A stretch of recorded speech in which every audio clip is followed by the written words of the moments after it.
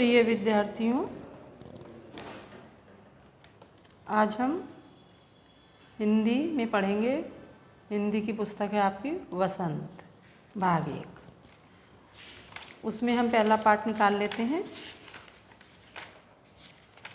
वह चिड़िया जो। तो देखें, इसको शुरू करें। वह चिड़िया जो चोंच मारकर दूध भरे जुंडी के दाने रुचि से रस से खा लेती है, वह छोटी संतोषी चिड़िया नीले पंखों वाली मैं हूँ, मुझे अन्न से बहुत प्यार है। ये कविता एक चिड़िया पर दी है, चिड़िया के बनाई गई है। इसके कवि कौन है?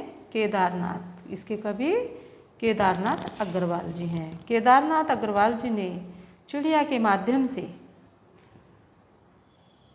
जो है मनुष्य को प्रेरित किया है कि स्वतंत्र रहने के लिए, कि स्वतंत्र रह करके व्यक्ति क्या क्या कार्य कर सकता है। जब पक्षी स्वतंत्र रहना चाहता है तो व्यक्ति भी स्वतंत्र रह करके बड़े बड़े कार्य कर सकता है। अपनी कल्पना की अभिभूति यानी कल्पना के माध्यम से, कवि ने अपनी कल्पना के माध्यम से एक चिड़िया को माध्यम बना करके मनुष्य को ये समझाया है, प्रेरित किया है।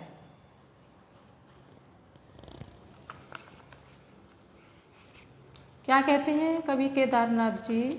कवि केदारनाथ जी कहते हैं कि वह चिड़िया जो चोंच मारकर, वह चिड़िया जो चोंच मारकर दूध भरे जुंडी के दाने रुचि से रस से खा लेती है। यानी दूध भरे जुंडी के दाने, जुंडी माने ज्वार के दाने, रुचि माने पसंद से, अपने शौक से खा लेती है। वह छोटी संतोषी, संतोषी मतलब संतोष करने वाली, नीले पंखों वाली मैं हूँ, मुझे अन्न से बहुत प्यार है। तो बच्चों, क्या कहा है? कवि कहते हैं, क्या कहते हैं? वह चिड़िया जो चोंच मारकर, वह एक छोटी सी चिड़िया है, चोंच मार करके अपनी चोंच से दूध से भरे हुए ज्वार के दाने, अपनी पसंद से रस से भरे हुए दाने खा लेती है। वह छोटी संतोषी चिड़िया, वह चिड़िया छोटी सी है, संतोष करने वाली है, उसके पंख नीले हैं। वह कहती है कि मुझे अन्न से बहुत अधिक प्यार है। क्या कहती है? कि मुझे अन्न से बहुत अधिक प्यार है। अर्थात क्या है? कि चिड़िया स्वतंत्र रहना चाहती है। चिड़िया स्वतंत्र रहना चाहती है। कहने का अभिप्राय यह है कि पिंजरा चाहे सोने से बना हुआ हो, कैसे भी हो, लेकिन पक्षी भी स्वतंत्र रहना चाहता है। वह चिड़िया जो कंठ खोलकर बूढ़े बन बाबा की खातिर, वह छोटी चिड़िया जो अपना गला, अपने कंठ, कंठ माने गले से, अपने कंठ से क्या बूढ़े बन बाबा की खातिर, जंगल को बन बूढ़े बाबा कहा है, यानी बूढ़े बन बाबा जंगल की खातिर, जंगल एकांत होता है, एकदम स्वतंत्र भाव से क्या है, अपना रस उड़ेल कर, अर्थात स्वतंत्र भाव से वो वहाँ गा लेती है, मधुर मधुर बोल लेती है। वह चिड़िया जो कंठ खोलकर, फिर से सुनिए, वह चिड़िया जो कंठ खोलकर, वह स्वतंत्र चिड़िया, आज़ाद चिड़िया जो अपनी सुरीली आवाज़ से, अपने कंठ को, अपने गले को खोल करके अपनी सुरीली, अपनी सुंदर, अपनी मधुर आवाज़ से बूढ़े जंगल बाबा की खातिर पूरा गाने में यानी रस उड़ेल देती है, अर्थात स्वतंत्र होकर के मधुर स्वर में बोल लेती है। वह छोटी मुँह बोली चिड़िया, और वो छोटी मुँह बोली चिड़िया भी किसकी? जंगल बाबा की पुत्री के समान है। मुँह बोली यानी जंगल बाबा की मुँह बोली पुत्री के समान है। नीले पंखों वाली मैं हूँ, चिड़िया कहती है कि मैं नीले पंखों वाली हूँ, मुझे विजन, विजन माने जंगल से, मुझे जंगल से बहुत अधिक प्यार है।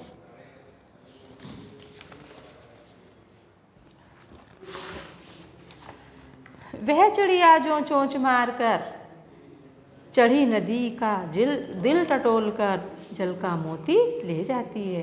क्या अब इस इन पंक्तियों में चिड़िया के किसकी साहस की बात की है केदारनाथ अग्रवाल जी ने कि चिड़िया बहुत साहसी होती है, कि वो चिड़िया अपने साहस से नदी, बहती हुई नदी जिसका जल जो है लबालब भरा हुआ हो, दोनों किनारों के बराबर लबालब भरा हुआ होता है, उस नदी के वेग को पहचान लेती है। वेग मतलब उसका बहती हुई उसकी जो रफ्तार है, उसकी जो तेजी गति है, उसको पहचान लेती है और बहती हुई जल नदी से एक बूंद जल की अपनी चोंच में लेकर के अपनी प्यास बुझाती है।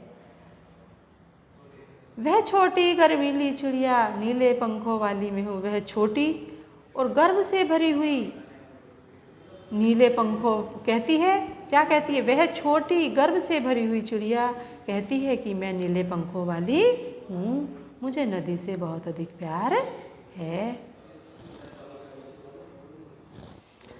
तो इसमें इस कविता के माध्यम से क्या है, कवि ने क्या बताया है बच्चों, कवि ने बताया है कि चिड़िया का स्वभाव कैसा है। नीले पंखों वाली एक छोटी सी चिड़िया है और क्या है, वह क्या चाहती है, वह स्वतंत्र रहना चाहती है। वह कहती है कि मुझे अन्न से बहुत प्यार है। वह अपनेपन के साथ कंठ खोलकर अपने पुराने घने के वन में वे रोग गाती है, मुँह बोली है, एकांत में भी उमंग से रहना चाहती है। उमंग माने उत्साह से रहना चाहती है। वह उबलती नदी का जल पीना चाहती है। इससे पता लगता है कि वो साहसी है, उसे नदी से लगाव है। कवि ने अपने भीतर की कल्पित चिड़िया के माध्यम से मनुष्य के महत्वपूर्ण गुणों को इसमें उजागर किया है।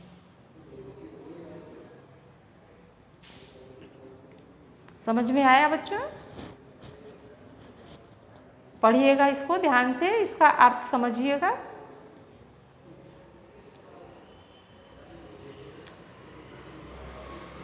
और इसके अभ्यास प्रश्न भी आपको करने हैं जो मैं आपको समझा देती हूँ, फिर मैं बाद में आपको भेज दूँगी। तो इसको अभी आप समझ लीजिए, मैं एक बार समझा देती हूँ आपके इसको, इसके क्वेश्चन आंसर। तो इसमें अभ्यास प्रश्न में है, कविता पढ़कर तुम्हारे मन में चिड़िया का जो चित्र उभरता है उस चित्र को कागज पर बनाओ। कविता पढ़ करके तुम्हारे मन में चिड़िया का जो चित्र उभरता है, क्या क्या चित्र उभर रहे हैं तुम्हारे मन में, कि वो छोटी चिड़िया है ना, नीले पंखों वाली है, चिड़िया बहुत सुंदर है और वो मीठे स्वर में गाती है, बहती हुई नदी का जल पीती है, चिड़िया बहुत ही साहसी है, चिड़िया स्वतंत्र रहना चाहती है, बहुत सुंदर है, छोटी सी है। तो ऐसे चित्र आपके मन में उभर रहे हैं, उनको आप अपनी कॉपी में लिखना और चिड़िया का एक सुंदर सा चित्र भी बनाना है। तुम्हें कविता का कोई शीर्षक देना हो तो क्या शीर्षक देना चाहोगे, कोई सोच करके लिखो। तो आपके मन में और भी शीर्षक कुछ आ रहा होगा तो बताइए। जैसे कि मैं बताती हूँ आपको, मेरे मन में जो आ रहा है, जैसे क्या आता है कि छोटी चिड़िया, सुंदर चिड़िया, सयानी चिड़िया, इसका शीर्षक और कुछ भी हो सकता है। इस तरह तुमको अपनी कॉपी में लिखना है। इस कविता के आधार पर बताओ कि चिड़िया को किन किन चीज़ों से प्यार है। किन किन चीज़ों से प्यार है चिड़िया को? चिड़िया को कच्चे दूध भरे ज्वार के दानों से प्यार है, अन्न से, जंगल से, नदी से बहुत प्यार है। चिड़िया इन सब से प्यार करती है। तो इस तरह अपने क्वेश्चन कॉपी में कर लेना। एक क्वेश्चन आता है, ये आशय स्पष्ट कीजिए। रस उड़ेल कर गा लेती है, तुम्हारी पंक्ति में ही इसमें है, पंक्ति आई है, ये रस उड़ेल कर गा लेती है। इसका तुमको भावार्थ यानी इसकी व्याख्या करनी है, इसका आशय स्पष्ट करना है। तो कैसे करेंगे? आशय स्पष्ट कीजिए। सबसे पहले तुमको बताना होगा संदर्भ, है ना। तो संदर्भ में हम लिखेंगे, ये पूरी पंक्ति लिख देंगे कॉपी में पहले ऊपर, फिर बाद में हेडिंग डालेंगे संदर्भ। तो क्या लिखेंगे? उस संदर्भ में प्रस्तुत पद्यांश या प्रस्तुत पंक्ति हमारी पाठ्य पुस्तक वसंत के पाठ का नाम दे देंगे। कौन सा है? जैसे वह चिड़िया जो, बसंत के पाठ वह चिड़िया जो से ली गई है। इसके कवि केदारनाथ अग्रवाल जी हैं। अब इसका हम भावार्थ लिख देंगे। भावार्थ इसका क्या लिखेंगे बच्चों? अभी मैंने बताया आपको, जैसे प्रस्तुत पंक्ति में कवि केदारनाथ जी कहते हैं कि चिड़िया जंगल में स्वतंत्र रूप से रहती है, उसे किसी तरह का कोई बंधन नहीं है। स्वतंत्र होने के कारण वह मधुर स्वर में गाती है और अपने मीठे स्वर से सभी को आनंदित कर देती है। ठीक है बच्चों।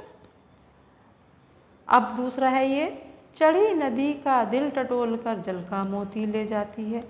यानी इसको भी ऐसे ही लिखना है। पहले हमें प्रसंग लिखेंगे, प्रस्तुत प्रसंग यानी संदर्भ लिखेंगे पहले। प्रस्तुत पंक्तियाँ हमारी पाठ्य पुस्तक वसंत के वह चिड़िया जो से ली पाठ वह चिड़िया जो से ली गई हैं। इसके कवि केदारनाथ अग्रवाल जी हैं। फिर इसकी व्याख्या वैसे ही लिखेंगे।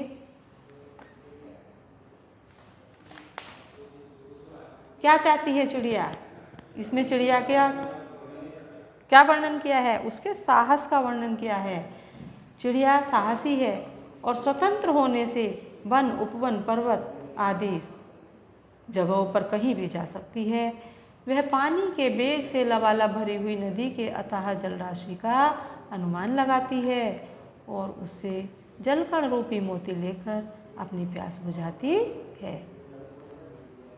उसके लिए जल मोती के समान मूल्यवान है।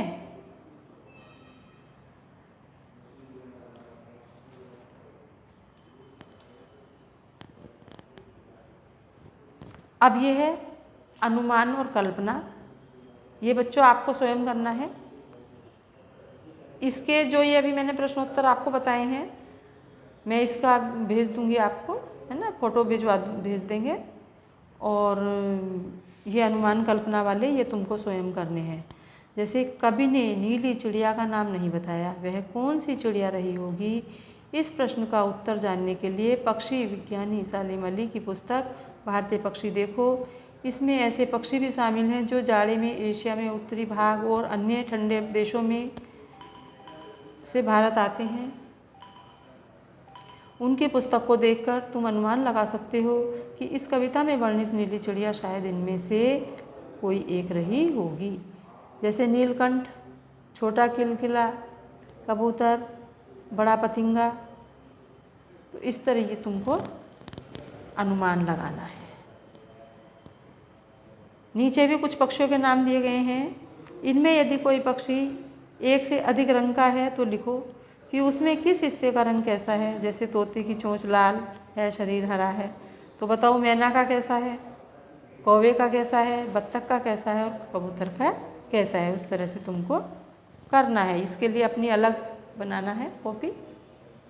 ये आपकी परिकल्पना है, लिखिएगा।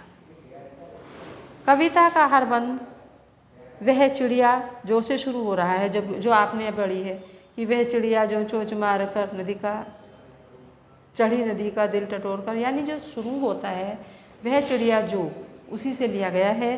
तो आप भी ऐसी ही कोई अपनी कल्पना से कविता लिखिए और उसमें बंध जोड़ो, तर्क सहित, तुक सहित कविता लिखिए।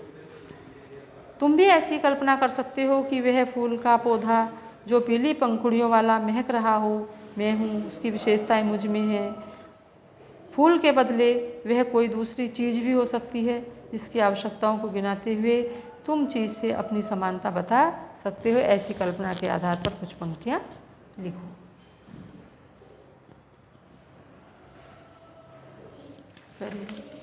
अब इसमें देखिए, ये है भाषा की बात। ये है जैसे पंखों वाली चिड़िया, ऊपर वाली दराज, नीले पंखों वाली चिड़िया सबसे ऊपर वाली दराज। तो इसमें रेखांकित शब्द क्या है? विशेषण है। जो ये रेखांकित शब्द हैं, ये देख रहे हो आप, ये क्या है? विशेषण हैं। और चिड़िया, दराज विशेष्य हैं। चिड़िया है, दराज है, ये क्या है? विशेष्य हैं। तो यहाँ बाला, बाली जोड़कर बनाने वाले कुछ और विशेषण दिए गए हैं। ऊपर दिए गए उदाहरणों की तरह से इनके आगे का एक एक विशेषण भी जोड़ो। जैसे मोरों वाला बाग है, तो मोरों वाला बाग में हम क्या जोड़ देंगे? सुंदर मोरों वाला बाग। पेड़ों वाला घर, छोटे पेड़ों वाला घर। फूलों वाली क्यारी, सुंदर फूलों वाली क्यारी। स्कूल वाला बाग, लंबा स्कूल वाला रास्ता, लंबा स्कूल वाला रास्ता। हंसने वाला बच्चा, अधिक हंसने वाला बच्चा। मूँछों वाला आदमी, लंबी मूँछों वाला आदमी। तो इसमें हमने क्या जोड़ा है? सुंदर, छोटा, सुंदर, लंबा, अधिक, लंबी।